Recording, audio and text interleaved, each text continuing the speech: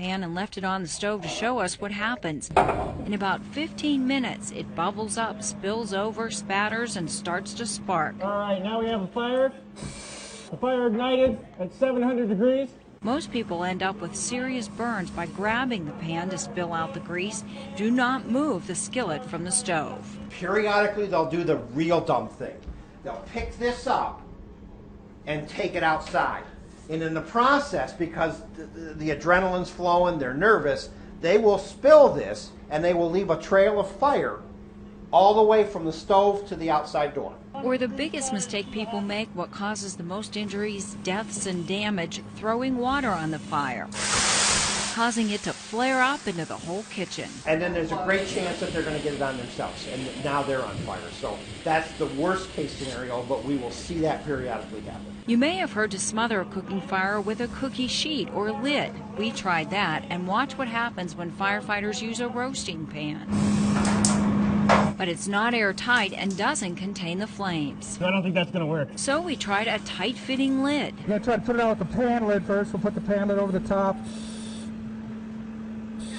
There, that fits well. That is actually separating the heat from the fuel. But if the lid doesn't fit perfectly, watch what happens. It creates even more flames. The firefighter is wearing fireproof gloves, but imagine what would happen to your hand as the lid catches on fire. Once the flames get going, it has the potential to get throughout the house. So what is the secret to putting out a grease fire? Keep a good old-fashioned box of baking soda within arm's length of your stove and be ready to pour it on. A man in Texas invented an easy way to put out a fire using what looks like a bean dip can full of baking soda with a magnet that sticks under the hood. When a small fuse on the canister filled with bicarbonate of soda catches fire, watch. It pops like a balloon, quickly suppressing the flames. Some firefighters around the country are distributing these simple $50 devices, hoping to save lives.